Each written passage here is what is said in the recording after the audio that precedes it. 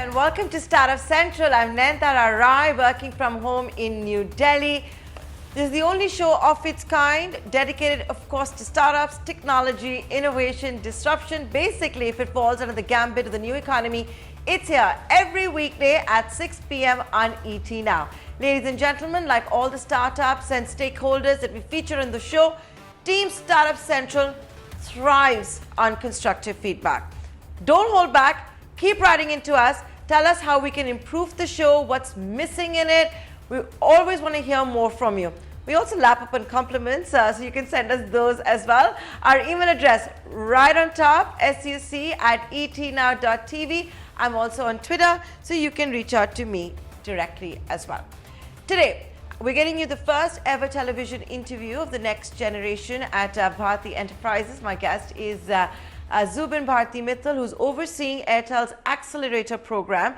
And joining him live on this show is the newest company that Airtel Accelerator has invested in. So Vivek joining in from there.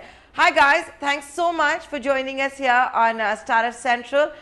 Zubin, I'll come to you first.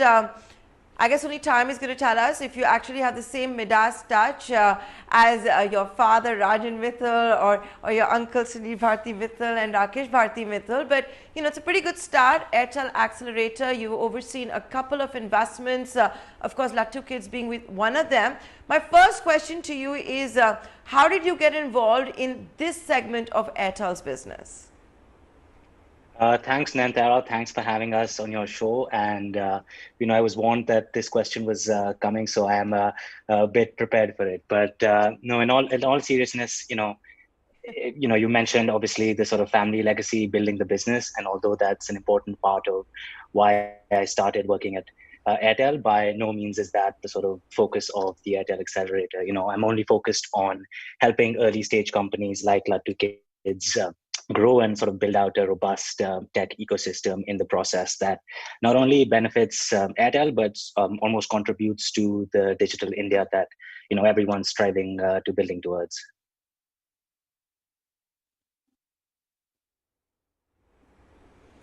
Okay, and so let me go across to Vivek then. Vivek, how did you get Zubin Bharti Mittal and the entire team to sign you a check? What did it take? Thanks, Nayantara. So I think what we saw in each other is a couple of things. The biggest one is that we built a product over the last 2.5, 3 years, and we put a lot of energy into it. And this product which we built is an early learning app for kids under 8 years of age. And when we met Zubin roughly 6 months back, we got started about this. And Zubin and others mentioned that Airtel is very, very passionate about exposing its network to startups, which can unleash basically the strength that Airtel has. And that's something that's coming together in this relationship. A big and massive network of Airtel, when marries with a beautiful product that Lattu is, it sort of creates magic in the market. And that's what we hope for with this relationship.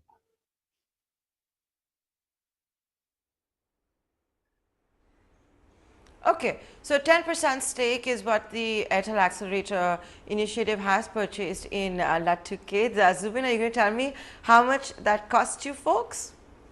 So I don't think we're at the stage to sort of disclose the minutiae or the details of the deal yet, but maybe I can walk you through the sort of basic construct of the Airtel Accelerator, through which Lattukids is the fourth company to join us. And the basic idea is to help early stage startups scale by enabling them to leverage not only Airtel's 300 million plus customer base, but more importantly, the sort of robust ecosystem that is primed to help early stage companies to grow. And, if you think about the problems that early stage startups face, they're around targeting and acquiring new customers, retaining customers, enabling payments in a frictionless manner, and sort of other issues around connectivity and networks. And this is where Airtel sort of steps in. We believe that our core strengths lie in four major areas: data, distribution, payments, and networks. And these four core areas for us are usually non-core, but essential for early stage startups. So the idea is that Airtel takes up a minority stake in startups like Lattukids and helps them to really scale rapidly by leveraging our core strengths and our strong ecosystem.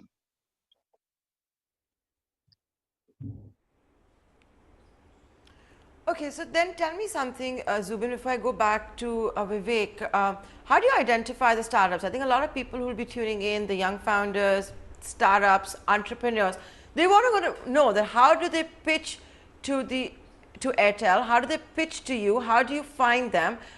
And what is it going to take for you to sign a check? Mm-hmm.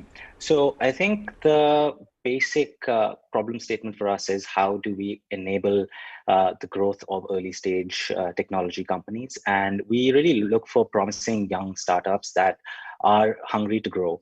So the idea is to add fuel to their fire, again, by leveraging our core strengths. And although we do have, a few sectors that we like, including edtech, fintech, and health tech, since we're investing in such early stage companies, our big focus is on the founders and the team. So with our Lattukids investment, we spoke to a bunch of edtech companies in the early learning space, and at the end of it, we decided to go ahead with Vivek and his team because we really believe that they're the right people to grow Lattukids and to enable children across India to get access to education, which, as you can imagine, is even more important in a post-COVID world.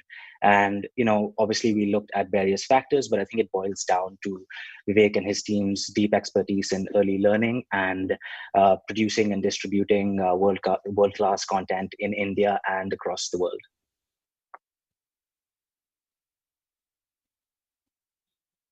So, okay, so that's a fantastic thing. I'm going to get you to, come and elaborate on that. Before that, let me just go across to Vivek. Now, Vivek, since we're talking about COVID, the post-COVID world, you and I actually met a couple of months ago as well. That was, when you were preparing for the Dubai Expo, which obviously now is on hold thanks to the coronavirus. So, you were on to EdTech before it became even the buzzword right now because of the lockdown, the work from home phenomenon, and all of that. Can you explain to me that how Lattukids is a differentiator? Sure. So Nayantara, COVID or no COVID, education is number one priority, and I'm not speaking as somebody who's running this business, but also as a parent because I have a son who's 8 years old, and he's the reason that I started Lattukids with. When we started Lattukids, the ambition was to build and give access to children content that they don't have access to in India. So we saw a huge opportunity where we saw that none of the players were serious about, and it's also because of the reason that Indian market is not very mature in terms of edtech. It's just starting, and we're just scratching the surface. I think the opportunity is huge. So if you look at just the early learning space, it's a $100 million market size only in India, projected to grow to at least $500 million in next 5 years. And of course, the projections have changed post COVID. So what changed for us with COVID was that we already had a product that had traction and people knew our brand. With COVID, we saw, of course, huge consumption happening on the app and kids spending more and more time on watching this. And also a sort of tectonic shift in the way parents think about edtech. So I think that's the biggest one that's happened during this time. Before that, Indian parents were slightly biased towards edtech, so they would not see it favorably. But now that they don't have much options, they're now looking at edtech companies in a very, very different way, and that's where we sort of saw the consumptions going up and also the conversions to paid customers happening. So that was the biggest shift that happened for us post COVID. But I mean, for us, we saw this huge opportunity upfront much before 2.5 3 years back when we jumped into this. And with Airtel, we hope that we lead this category in India. So that's the whole ambition by joining this accelerator.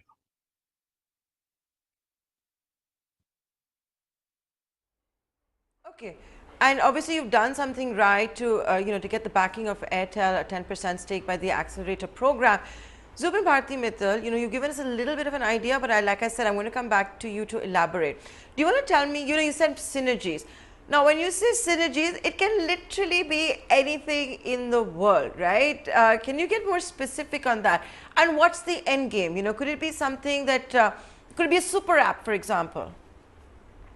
So, by no means I was trying to throw buzzwords around. We truly believe that an Airtel and Lattukids partnership is a win-win for both parties. Our end game, to be honest, is really to democratize education and enable children, especially in a post-COVID world, to really get access to education.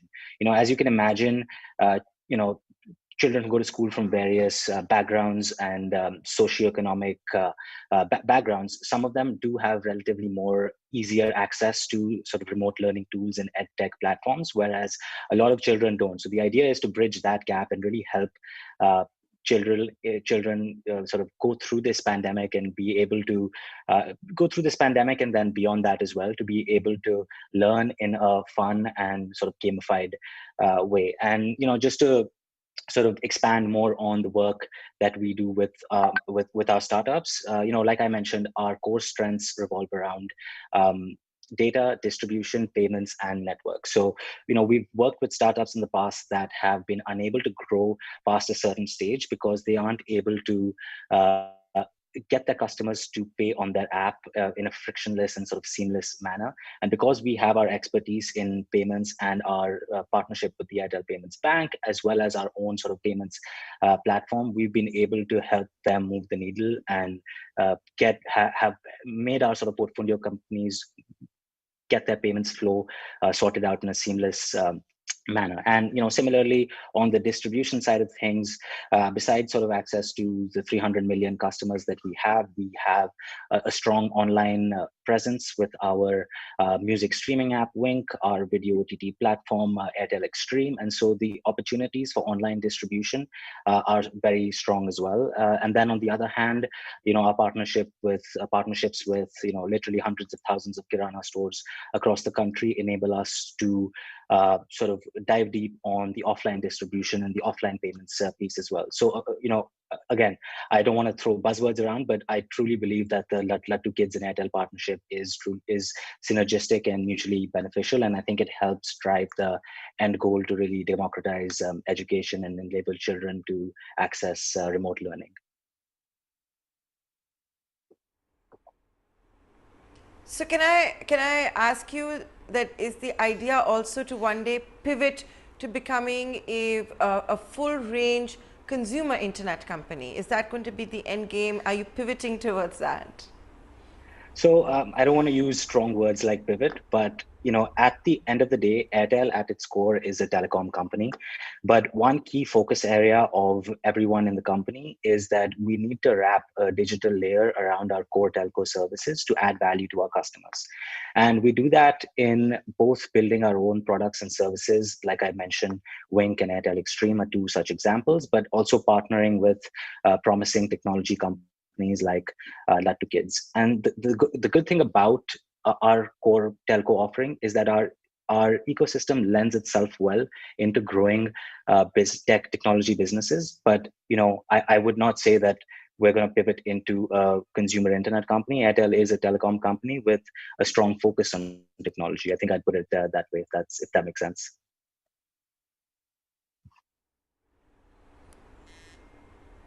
Okay. Vivek, so you come in here now because we have to come to an end of the interview as well. I want to ask you that how difficult was it to get a check from Airtel? What was the experience like? How long did the negotiations last for? How did you impress them? So we've been talking for 6 months now, Nayantara. We've had 4 or 5 different discussions with Zubin, with others, and the other teams at the accelerator. The process was sort of smooth, and it enables the startup companies to talk very closely, and Airtel sort of went deep dive into what we do. And more than that, I think the most important thing was what we aim to achieve in the next 3 years, 5 years, because that's where Airtel's visions and Lattu's vision sort of combines together and creates a unified vision. And that's where we saw that there are synergies, as Zubin mentioned, a good product with a great network and distribution, which is critical for any startup to grow. I think that's the core ingredient that we had missing in Lattu. We've had cases where customers would find us and they would pay for the product and they would say, "Hey, I have never seen you before. Where were you?" So it means that when they experience the product, they loved it, but it's just that for the lack of distribution, we were not being visible. And that's something that we plan to add with this whole accelerator and sort of go hyper growth with this. I would not focus on the check size Nayantara at this moment, but more on what Airtel brings into this relation, and it's a very strategic relation that Airtel has now with Lattu, which will enable us to unlock a lot of opportunities as we go forward. Right. Okay. So as I come to an end of this interview, Zubin, I'll save the last question for you. And that is what I really want to understand. And you said pivot is too strong a word, but you've given us fantastic insights. But when you invest in these companies, especially, for example, payments, fintech, education, all of that, will we one day see that, and an obvious synergy could perhaps be that, they could be embedded in the Airtel app, or those feature phones or smartphones that come out in the market in collaboration with Airtel, they would also have apps of all of these companies that you're investing in. Could that be a possibility?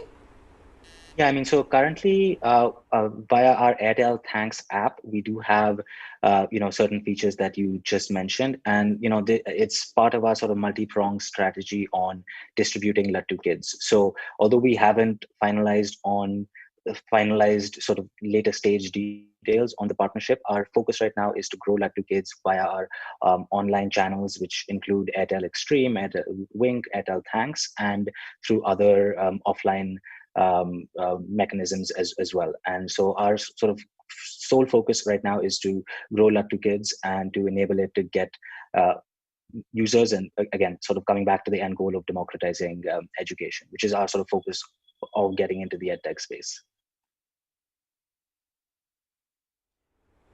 So there will be more, and also this is something that the entire family is very passionate about, right? Like look at the schools that are there in Ludhiana.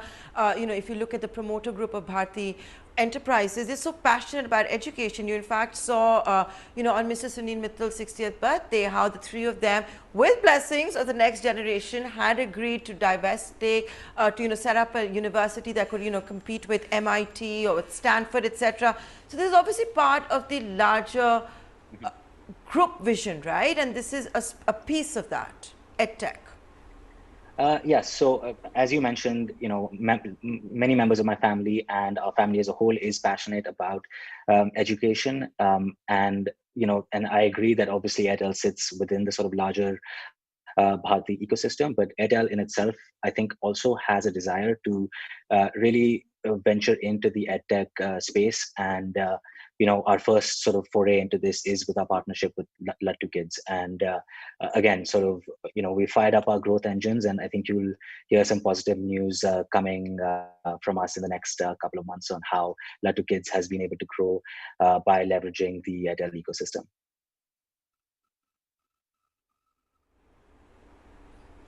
Okay, so we look forward to more news coming in, and that's one of India's largest conglomerates betting big on edtech, starting literally, if I can say so, bottom up with Lattukids. Lattukids, of course, being in the business for edtech when it comes to young children. Gentlemen, thank you so much for taking the time out and joining us here on Startup Central. Here's wishing both of you all the very best, and thank you so much for being candid. Thanks, Nayantara. Thanks, Nayantara. Thanks for having us.